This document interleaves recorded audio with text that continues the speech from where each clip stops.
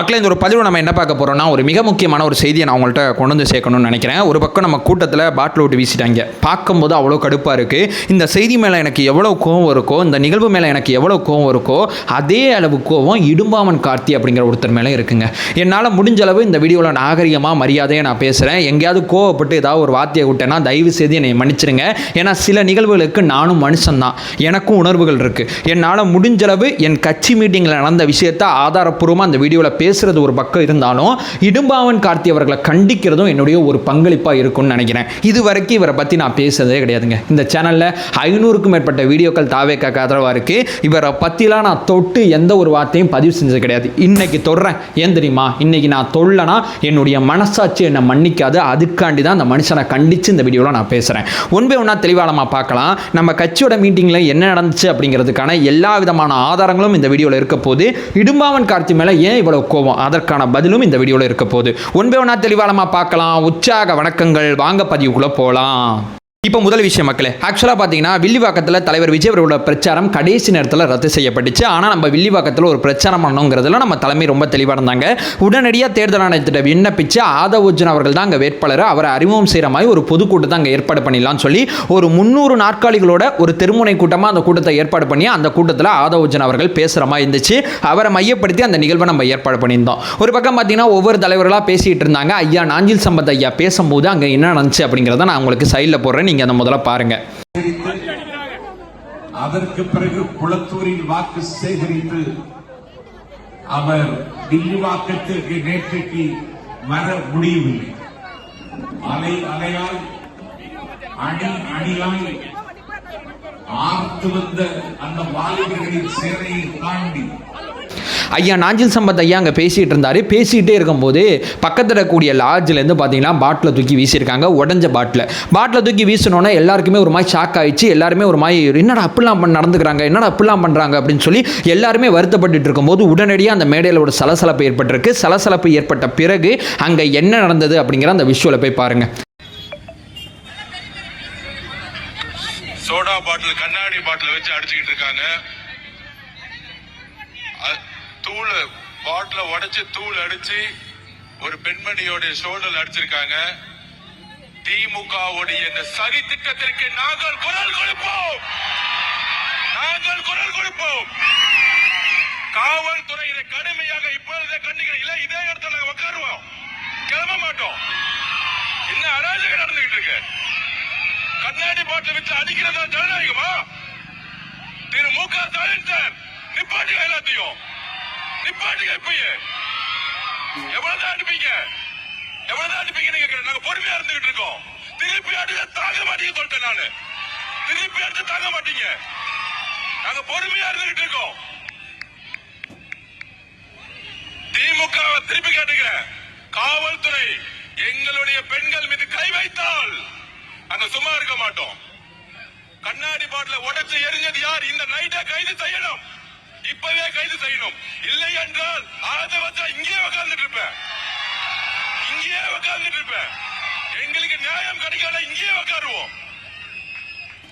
பார்த்தீங்களா? உடனடியாக ஆதவர்ஜுன் அவர்கள் ரொம்ப கொந்தளிப்பாக அவர் பேசியெல்லாம் முடிச்சுட்டாரு. ரொம்ப ஆக்ரோஷமாக பேசினார் மட்டும்தான் தெரியும். அவர் கண் கலங்கிட்டார். என்னடா பாவம் பண்ணோம் நாங்கள்? ஒரு கட்சியோட மீட்டிங்கில் எல்லாரும் எலெக்ஷனை ஃபேஸ் பண்ணுறாங்க. திமுக பண்ணுற தப்பை மையப்படுத்தி அரசியல் பேசி எலெக்ஷனை ஃபேஸ் பண்ணுறோம். எங்கள் கூட்டத்தில் ஏன் பாட்டில் விட்டு வீசுறீங்க? என்ன நம்பி வந்த என்னுடைய அக்காமார்கள், தங்கச்சிமார்கள், அம்மாமார்கள் அங்கே உட்காந்துருக்காங்க. அவங்க மேலே பாட்டில் விட்டு ஏன் வீசுறீங்க அப்படின்னு சொல்லி அந்த கூட்டத்தில் மிக முக்கியமான மையமாக இருக்கக்கூடிய ஆதவர்ஜுன் அவர்கள் கண் கலங்கினது உள்ளபடியே நம்ம அத்தனை பேருக்குமே வருத்தத்தை ஏற்படுத்தியிருக்கு. இது எல்லாமே ஒரு பக்கம் நடந்துகிட்டே இருக்கு. இந்த கூட்டம் ஒரு மாதிரி போயிட்டே இருக்கு. ஒரு மாதிரி சலசலப்பு இருக்கு. அந்த பாட்டில் விட்டு வீசும்போது ஒரு பெண்மணியோட ஷோல்டரில் அந்த பாட்டில் பட்டுருச்சு. அந்த பெண்மணியை பார்த்தீங்கன்னா உடனடியாக மருத்துவமனையில் சேர்த்துட்டாங்க. காவல்துறை உடனடியாக சம்பந்தப்பட்டவங்களை கைது பண்ணணும் அப்படிங்கிற கோரிக்கை ஒரு பக்கம் இருக்கும்போது காவல்துறை உடனடியாக என்ன பண்ணாங்க அப்படிங்கிற விஷுவலை நீங்க பாருங்க.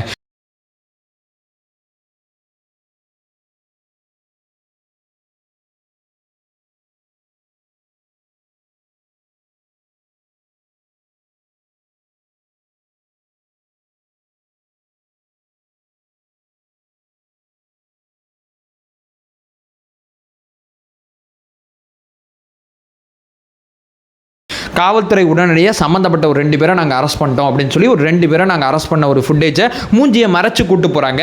அங்கே இருக்கக்கூடிய தாவேக்காரங்க மூஞ்சியை ஓப்பன் பண்ணுங்க, மூஞ்சியை காமிங்க அப்படிங்கிற கோரிக்கையை தொடர்ச்சியாக முன் வச்சுக்கிட்டு இருந்தாங்க. ஒரு வழியாக இந்த சினாரியோக்கள் அத்தனையுமே ஒரு பக்கம் போயிட்டு இருக்கு. போய்கிட்டே இருக்கும்போது மேடையில் அடுத்ததாக ஒவ்வொரு தலைவராக பேசுகிறாங்க. கடைசியாக ஆதவோஜன் அவர்கள் பேசுகிறாங்க. ஆதவோஜன் அவர்கள் மேடையில் பேசும்போது ஒரு வார்த்தை சொல்கிறாருங்க. அதுக்கப்புறம் போலீஸ்காரங்க ஒரு ஸ்கிரிப்ட் கொடுக்குறாங்க. ரெண்டையுமே நீங்கள் பாருங்கள், பார்த்தா தான் எதுவும் உண்மைன்னு தெரியும். ஒரு கோட்டர் பாட்டில உடைச்சி வீடியோ கொடுப்பேன். நாங்க ப்ரூஃப் இல்லாம பேச மாட்டோம். காவல்துறைக்கு சிசிடிவி கேமரா 30 நிமிஷத்தை தூக்கிட்டோம். காவல்துறை டெலீட் பண்றதுக்கு முன்னாடியே நாங்க தூக்கிட்டோம். தோ இங்க இருக்கு. பொய் சொல்லுவாங்கல்ல, என்ன தெரியுமா சொல்லுவாங்க? அவங்க 2 பேரும் தண்ணி அடிச்சு விளையாண்டாங்க, விளையாடும் போது பாட்டில் சும்மா தூக்கி போட்டாங்க, அதனால கீழே விழுந்துச்சு. ஏன்? அவங்க அப்பா முதலமைச்சர் மு.க. ஸ்டாலின் போன் எடுத்திருப்பாரு இங்க இருக்கிற ஆபீசருக்கு அடிச்சு. ஆபீசர் ஆதவோஜன் அவர்கள் என்ன சொன்னாங்க? மறுபடியும் சொல்கிறேன், 2 பேரும் இந்த மாதிரி சண்டை போட்டுக்கிட்டாங்க, பாட்டில் கீழே விழுந்துச்சுங்கிற கதையெல்லாம் இங்கே விடக்கூடாது. எது உண்மையோ அதைத்தான் போலீஸ்காரங்க சொல்லணும். இந்த உண்மையை நீங்கள் விசாரித்து சொல்லணும். நீங்கள் பயந்துக்கிட்டு மறுபடியும் இந்த தப்பான அரசியல் பண்ணக்கூடாதுன்னு மேடையில் பேசிகிட்டு இருந்தார். மேடையில் அவர் பேசி முடித்த பிறகு கொஞ்ச நேரத்தில் காவல்துறை விளக்கம் சொல்லி இந்த மாதிரி ஒரு செய்தி வருது. இதெல்லாம் ஒரு பக்கம் போயிட்டு இருக்கும்போது கூட்டம் முடியுது. ஆதவோஜன் அவர்கள் நேரடியாக மருத்துவமனையில் பாதிக்கப்பட்ட அந்த பெண்மணியை பார்க்குறாங்க. அவங்க ஷோல்டரில் காயம் ஏற்பட்டதை பார்க்குறாங்க. கொஞ்சம் தள்ளி வந்துச்சுன்னா அவங்க மண்டையில் விழுந்திருக்கும் அப்படிங்கிற அந்த வருத்தத்தை பதிவு செய்கிறாங்க. உடனடியாக நைட்டு ஒரு மணி இருக்கும், போலீஸ் ஸ்டேஷன் போயிட்டு சம்பந்தப்பட்டவங்க யார் என்ன ஏதுங்கிறதுக்கான ஆதாரங்கள் அத்தனையுமே அவர் சப்மிட் பண்றார். ஏன் தெரியுமா? இவங்களை நம்ப முடியாது. 2 பேரை அரெஸ்ட் பண்ணிட்டோம்னு சொல்றாருல, அந்த 2 பேர் நம்ம ஆதாரத்தில் இருக்கக்கூடிய 2 பேரா? உண்மைக்குமே ட்ரோன் கேமரா மேலே போயிருக்கு. ட்ரோன் கேமரா மேலே போய் ஒரு 2 பேரை வந்து கேப்சர் பண்ணியிருக்கு. பக்கத்தில் இருக்கக்கூடிய சிசிடிவி ஃபுட்டேஜ் அடிப்படையாக வச்சு ஒரு 2 பேரை கைது பண்ண அந்த 2 பேரும் உண்மைக்குமே பாட்டில் விட்டு வீசினர் அந்த 2 பேரும் ஒரே ஆளா அப்படிங்கிற அந்த கம்பேரிசனுக்காண்டி இந்த ஃபுட்டேஜ் அத்தனையுமே தாவேக்கா அங்கே வந்து ஏற்பாடு பண்ணியிருக்கு, எடுத்து வச்சிருக்குன்னு கூட நம்ம சொல்லலாம். எடுத்து வச்சதை காவல்துறையிட்ட சொல்லி இந்த ஃபுட்டேஜில் இருக்கிறவன அரெஸ்ட் பண்ணிட்டீங்களா அப்படிங்கிறத நீங்கள் பாருங்க.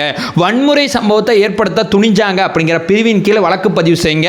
சும்மா அடிதடி அப்படிங்கிற மாதிரிலாம் பண்ணக்கூடாது. ஏன்னா என் கட்சிக்கு வந்த பெண்கள் மேலே இவங்க கை வச்சிருக்காங்க. இந்த கை வச்ச இந்த நிகழ்வை சும்மா விடக்கூடாது அப்படின்னு சொல்லி ஆதவோஜன் அவர்கள் ரொம்ப கொந்தளிப்பாக பேசியிருந்தாங்க. இது எல்லாமே ஒரு பக்கம் நடக்குதுங்க. நடந்து முடிஞ்ச பிறகு ஸ்பார்க் மீடியா அப்படிங்கிற ஒரு உடன்பிறப்போட ஒரு தீவிரமான ஒரு அடிமை மீடியான்னு கூட நம்ம சொல்லலாம். ஏன்னா ஏன் இவ்வளவு கோவம் வருதுன்னா, எந்தவித ஆதாரமும் இல்லாம அந்த கூட்டத்தில் அரசு செய்யப்பட்ட 2 பேர் தாவேக்காரன். ஏன்னா அவனோட போன் வந்து இவங்க பறிமுதல் பண்ணிட்டாங்களா, அந்த போன்ல விஜயண்ணாவோட போட்டோ வந்துச்சான். விஜயண்ணாவோட போட்டோ இருந்ததுனால அவன் தாவேக்காரன் அப்படிங்கிற செய்தியை போடுறானுங்க. இந்த செய்தியை கூட நான் சைடில் போடுறேன். இந்த செய்தியை யாருமே இங்கே நம்ப தயாராக இல்லை. ஏன்னா எப்படியா அந்த மாதிரி ஒரு செய்தியை உடனடியாக ரெடி பண்ணுறீங்க? ஒருவேளை அது தாவேக்காரனாக இருந்தால் சன் நியூஸ், புதிய தலைமுறை இருக்கிற எல்லா ஊடகமுமே தாவேக்கான்னு செய்தி போட்டிருக்கும். இந்த ஊடகத்தை தவிர அந்த செய்தியை வேற யாருமே போடல. ஏன்னா இது பக்கா ஸ்கிரிப்டுங்கிறது அத்தனை பேருக்குமே தெரியும். இதில் கொஞ்சம் உடன்பிறப்புகள் வந்து தாவேக்கான்னு உட்காந்து எழுதிக்கிட்டு இருந்தாங்க. எங்கள் கூட்டத்துக்கு வந்த பெண்மணிகள் மேலே நாங்களே எப்படியா பாட்டில் வீசுவோம்? ஏதாவது மண்டையில் மூளை இருக்கா? இதெல்லாம் எப்படி வாய்ப்பு இருக்கும்? கோபப்படத்தை நீங்க கிரியேட் பண்றீங்க, கோபப்படத்தில் இருக்கக்கூடிய அந்த அனுதாபத்தை உருவாக்குறீங்க அப்படிலாம் உட்காந்து எழுதிக்கிட்டு இருந்தாங்க. ஆனா இது உண்மையா இருந்துச்சுன்னா சன் நியூஸ்கார ருத்ரதாண்டம் ஆடி இருப்பாப்ல. சன் நியூஸ்கார ருத்ரதாண்டம் ஆடாத போது இது உண்மை இல்லை. ஏன்னா விசாரணை ஒரு பக்கம் போயிட்டு இருக்கு. அதுக்குள்ளே போனை பறிமுதல் பண்ணி அந்த போன்ல இந்த மாதிரி ஒரு பிக்சர் இருந்துச்சுன்னு ஒரு செய்தி போடும்போது பதிலுக்கு எங்களுக்கு ஒரு செய்தியை போட்டாங்க. அதே மாதிரி இன்னொன்று போன் 2 பேர்ல ஒருத்தர் போன்ல இந்த பிக்சர் இருந்துச்சா, இன்னொருத்தர் போன்ல சேகர் பாபு அவர்கள் பிக்சர் இருந்துச்சுன்னு சொல்லி உடனடியாக சூடான பதிலடியை ஒரு பக்கம் கொடுத்துக்கிட்டு இருந்தாங்க. இது எல்லா சினாரியோ ஒரு பக்கம் போகும்போது தான் கடைசியாக வந்தார் இடும்பாவன் கார்த்தின்னு சொல்லுவாங்கல்ல. இடும்பாவன் கார்த்தி காலங்காத்தால 5 மணிக்கு வந்து ஒரு ட்வீட் போடுறாங்க. இன்னைக்கு சொல்கிறேன், இன்னைக்கு 5 மணிக்கு ஒரு ட்வீட் போடும்போது இந்த கூட்டத்தில் இந்த நிகழ்வுக்கு காரணம் தாவேக்கா தான் அப்படின்னு சொல்லி கொஸ்டின் மார்க்கெல்லாம் கிடையாது, அவர் தீர்ப்பே எழுதுறாரு. தாவேக்கா அடிப்படையில் தான் அது நடந்திருக்குன்னு சொல்லி தீர்ப்பே எழுதுறாரு. இவரை பற்றி ஏன் பேசாமல் இருக்கேன்னா, இந்த மாதிரி ஒரு மனிதரை பற்றி ஏன் பேசணும் அப்படிங்கிறதுக்காண்டி தான் இவரெல்லாம் கடந்து போயிட்டு இருந்தேன். ஆனாலும் இந்த மாதிரி ஒரு ஸ்டேட்மெண்ட் இவர் எழுதும்போது இவருக்கு காரக்குள்ள இவரோட மீட்டிங்கில் திமுக குண்டர்களை அராஜகம் பண்ணும்போது பக்கபலமா துணையா நின்னது நம்மளுடைய தோழர்கள், நம்மளுடைய கட்சியோட நிர்வாகிகள் கண்டனம் தெரிவித்து நியூஸ் தமிழ் 24/7 மக்கள் சந்திப்பு நிகழ்ச்சியில் ஒரு ஹேங்கரோட மண்டையை கூட உடைச்சு விட்டாங்கல்ல. அந்த நிகழ்வுக்கு போனது இடும்பாவன் கார்த்தி அவர்கள்.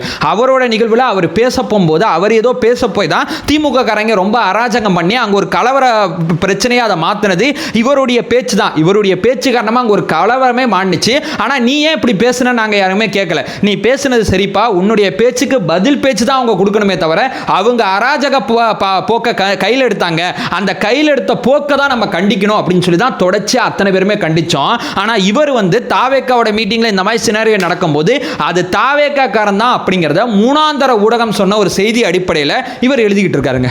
இவர் என்ன பண்ணலாம்? இவருக்கு எவ்வளவு வன்மை இருக்குன்னா காலங்காத்தால 5 மணி உட்காந்து நம்ம ஒரு ட்வீட்டை போட்டிருப்பாரு. நல்லா யோசிச்சு பாருங்களேன். ஒரு கட்சியை பத்தி ஒரு குறை சொல்றோம், ஒரு தப்பு சொல்றோம்னா உண்மைக்குமே அது தப்பா இருந்தா மட்டும்தான் நம்ம சொல்லணும். இடுமாவன் கார்த்தி அவர்களை பத்தி டெய்லி உட்காந்து ஏதோ ஒரு வீடியோ பண்ணனா எனக்கு அஜெண்டா இருக்குன்னு அர்த்தம். அவர் தப்பு பண்ணும்போது அவருடைய வார்த்தைகள் ரொம்ப தவறா இருக்கும்போது அவரை கண்டிச்சனா அவர் உண்மைக்குமே தப்பு பண்ணியிருக்காரு, அதனால நாங்க கண்டிக்கிறோம் அப்படிங்கிற உண்மையின் பக்கம் சத்தியத்தின் பக்கம் நிற்கக்கூடிய ஒரு காணொலி அந்த காணொலி இருக்கும். இல்லைனாலும் இது ஒரு அஜெண்டா காணொலியா இருக்கும். இந்த மாதிரி ஒரு அப்படி என்ன தாவேக்கா மேல இந்த நாம் தமிழர் கட்சிக்கு வெறுப்பு எனக்கு சத்தியமா தெரியல. அப்படி என்னையா பாவம் பண்ணோம்? உங்க கட்சி மீட்டிங்க்கு கூட்டம் வரலனா நாங்க என்ன பண்ண முடியும்? உங்களை மக்கள் நம்பலனா நாங்க என்ன பண்ண முடியும்? உங்களை சீமானனை வந்து தலைவரா வந்து மக்கள் ஏத்துக்கல, அவர் ஒரு எம்எல்ஏவா மக்கள் ஆக்கலனா நாங்க என்ன பண்ண முடியும்? இதுக்கெல்லாம் நாங்க என்ன செய்ய முடியும்? நீங்க தான் மக்கள் நம்பிக்கையை சம்பாதிக்கணும். அதிகாரத்தில் இருக்கிற கட்சியை ஏத்து சண்டை செஞ்சுக்கிட்டு இருக்கோம். அப்பதான் அந்த அதிகாரத்தை நோக்கி நம்ம போக முடியுங்கிற அந்த தெளிவான புரிதல் எங்களுக்கு இருக்கு. அதிகாரம் தான் மக்களை துன்பப்படுத்துது. மக்களை துன்பப்படுத்தக்கூடிய அந்த அதிகாரத்தில் இருக்கக்கூடிய திமுக எதிர்க்கிற வேலையை நாங்க பார்த்துட்டு இருக்கோம்.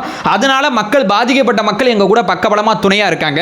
நீங்க அதிகாரத்தை நோக்கி சண்டை போடுறது விட்டு எங்க கூட உட்கார்ந்து சண்டை போட்டு மக்கள் வரல, மக்கள் ரசிக்கலனா மக்கள் எப்படி ரசிப்பாங்க? மக்கள் ஒருபோதும் உங்களை ரசிக்க மாட்டாங்க அப்படிங்கிறதா யதார்த்தமான உண்மை. இந்த வன்மத்தில் மக்கள் யாரை ரசிக்கிறாங்களோ அவங்க மேல அவதூறு பரப்புனா மக்கள் உங்களை ரசிப்பாங்கன்னு நினைக்கிறீங்க பாத்தீங்களா? இது எனக்கு தெரிஞ்சு மூணாந்தர ஒரு முட்டாள்தனமான ஒரு யூகத்தை தான் நீங்க வகுத்துட்டு இருக்கீங்க அப்படிங்கிறதா யதார்த்தமான உண்மை. இதெல்லாம் ஒரு பக்கம் போயிட்டு இருக்கும்போது அரசியலுக்கு வராத பொதுமக்கள் அரசியலுக்கு வராங்க. இது சாக்கடை ஒதுங்கி இருந்தவங்க எங்க தலைவரோட அரசியல் வருகைக்கு அப்புறம் வந்திருக்காங்க, பார்க்குறாங்க. அதுக்கப்புறம் பேசாதவங்க பேசுறாங்க, எழுதாதவங்க எழுதுறாங்க, பங்கேற்காதவங்க இப்பதான் பங்கேற்க ஆரம்பிச்சிருக்காங்க. ஒரு கட்சியில 3 லட்சம் பேர் வந்து நிர்வாகிகளா இருக்காங்க. இதுல 234 தொகுதியில வேட்பாளர்களா இப்ப சில பேர் வந்து மூவ் ஆன் ஆயிருக்காங்க. இன்னும் அடுத்தடுத்த விஷயங்கள்ல இந்த கட்சியில் இருக்கக்கூடிய நிறைய பேர் அடுத்தடுத்த ஒரு நிர்வாக பதவிக்கு போவாங்க. எம்எல்ஏவும் அதுக்கப்புறம் பார்த்தீங்கன்னா மிக முக்கியமாக கவுன்சிலரு, வார்டு மெம்பர்னு சொல்லி ஏகப்பட்ட பதவிகளை நோக்கி ஒரு கட்சியில் இருக்கக்கூடிய நிர்வாகிகள் அரசியலை நோக்கி நகர்ந்துகிட்டு இருக்காங்க. இது வரைக்கும் தமிழகத்தில் இந்த மாதிரி ஒரு இளைய சமுதாயம் பங்கேற்கிற மிக தீவிரமான அரசியல் இங்கே நடக்கலை. அதுதான் இவங்க வைத்தறிச்ச. அதனால தான் இப்படி பாட்டில் விட்டு வீசிக்கிட்டு இருக்காங்க. பாட்டில் விட்டு வீசினவன் திமுக நான் சொல்லலை, திமுக மேலே சந்தேகம் இருக்குன்னு தான் சொல்கிறேன். இடுமாவன் கார்த்தி அவர்கள் தாவேக்கான்னு சொல்லும் போது தான் எனக்கு ரொம்ப ரொம்ப கோவம் வருது. எந்த சோர்ஸ் அடிப்படையில் சொல்கிறான்னா ஒரு மூணாந்தர ஊடகம் போட்ட செய்தி அடிப்படையில் சொல்கிறாரு. அந்த செய்தி அடிப்படையில் தாவேக்கான்னு பேசும்போது தான் இவ்வளோ கோவம் இவ்வளோ காண்டு வருது. உங்களுக்கு தாவேக்காக்கு ஆதரவாக இதை கண்டிங்கன்னு நாங்கள் சொல்லலை. உண்மைக்குமே தப்புனா தப்புன்னு சொல்லுங்க. தப்பு இல்லாத போது இது தப்பு தப்புன்னு சொல்கிற ஒரு விமர்சனத்தை முன்வைக்கும் போது நீங்கள் உண்மைக்குமே தப்புன்னு ஒரு விஷயத்தை சுட்டி காட்டும் போதும் அது பச்சை அஜெண்டா தான் இங்கே இருக்கக்கூடிய அத்தனை பேருமே நம்புவாங்க. இடுமாவன் கார்த்தி அவர்களை இவ்வளோ வன்மம் ஆகாது. உங்களுடைய தொகுதியாக இருக்கக்கூடிய வேதாரண்யம் தொகுதி போங்க, அங்கே இருக்கக்கூடிய திமுக காரன் பண்ண தப்பு அத்தனையுமே அம்பலப்படுத்துங்க. அந்த காலத்தில் திமுகக்கு மாற்று நாத்தாக்கான்னு கொண்டு போய் வைங்க. மக்கள் அத்தனை பேரும் உங்களுக்கு முன்னாடி பக்கபலமாக வந்து நிற்பாங்க. நீங்கள் இணையதளத்தில் உட்காந்து தாவேக்காவை திட்டுறதான் அரசியல் அப்படிங்கிற முடிவில் நீங்கள் இருந்தீங்கன்னா நீங்கள் அரசியல்வாதி இல்லைங்கிற முடிவுக்கு மக்கள் போயிடுவாங்க. பார்த்து கவனமாக இருங்க இடுமாவன் கார்த்தி அவர்களே. இந்த மாதிரி ஒரு விஷயம்லாம் நான் உங்கள்கிட்ட இருந்து தயவு செய்து இதெல்லாம் நான் எதிர்பார்க்கவே இல்லை. இவ்வளோ தூரம் உங்களை நீங்களே தரம் தாழ்ந்து போயிடாதீங்க அப்படிங்கிறதான் என்னுடைய அம்புல் ரிக்வஸ்ட்டு. இதோடையாவது இதை நிப்பாட்டிங்க. முடிஞ்சால் அந்த ட்வீட்டை டெலீட் பண்ணுங்க. அதில் வந்து உண்மைத்தன்மையே கிடையாது. காவல்துறை விசாரித்து யார் என்ன ஏதுங்கிற பேக்ரவுண்டை சொல்லட்டும், அதுக்கப்புறம் நீங்கள் அரசியல் பேசுங்க, மாற்றுக்கருத்து இல்லை. அதை சொல்லிட்டு இந்த வீடியோ நான் என் பண்ணிக்கிறேன். நம்ம சேனலை ஃபர்தராக ஃபாலோ பண்ணிங்கன்னா பொலிட்டிக்கல் சார்ந்து மிக முக்கியமாக பல்வேறு விதமான விஷயத்தை நம்ம பார்த்துட்டு இருக்கோம். நம்மளோட ஒரே நோக்கம் அறியாமை அகற்ற வேண்டும், அறியாமை அகற்றப்பட வேண்டும். Thank you so much.